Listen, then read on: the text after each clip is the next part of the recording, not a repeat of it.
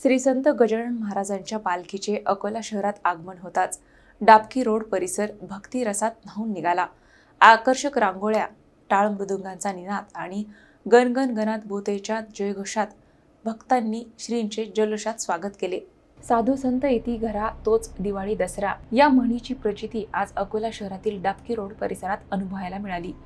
संत श्री गजानन महाराजांच्या पवित्र पालखीचे अकोला शहरात आगमन होताच संपूर्ण परिसर भक्ती रसात न्हाऊन निघाला। वर्षानुवर्षे या क्षणाची आतुरतेने वाट पाहणाऱ्या भाविकांनी मोठ्या उत्साहात आणि श्रद्धेने श्रींचे स्वागत केले। ठिकठिकाणी आकर्षक रांगोळ्या, फुलांची सजावट, शिंपडलेला सडा आणि भगव्या पताकांनी संपूर्ण परिसर सजविण्यात आला होता।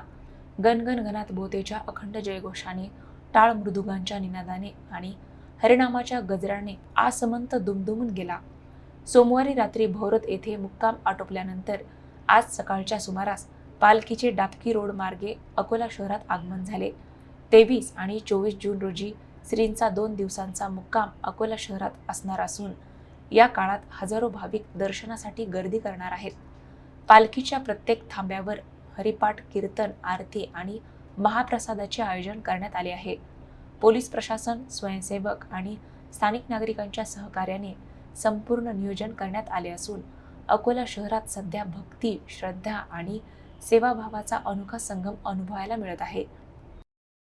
शब्दांमध्ये वर्णन करण्यासारखा क्षणच नाही यामुळे वर्णनातीत असा हा आनंद आहे। गुरुमाऊली आज प्रत्यक्ष आमच्या दारी येणार आहे। त्यांच्या दरबारामध्ये आम्ही दर्शनाला अतिशय उत्कंठेने जात असतो। आज गुरुमाऊली स्वतः आमच्यावरती कृपा करण्यासाठी या ठिकाणी येत आहे। त्याचा आनंद आणि जल्लोष आम्ही मनवत आहोत। बघा, तुम्ही बघताच आहे, अतिशय सुंदर अशा रांगोळ्या या ठिकाणी काढलेल्या आहेत। कशाचा हा जल्लोष, हा सोहळा आहे, हा आनंदाचा, चैतन्याचा उत्सव आहे। आणि संपूर्ण अकोला नगरी आज या गुरुमाऊलीच्या निनादाने आज निश्चितच दुमदुमून जाणारे सगळा आसमंत आज हा गुरुमाऊलीच्या रंगाने अगदी बहरलेला आहे। अतिशय सुंदर असा हा क्षण आहे।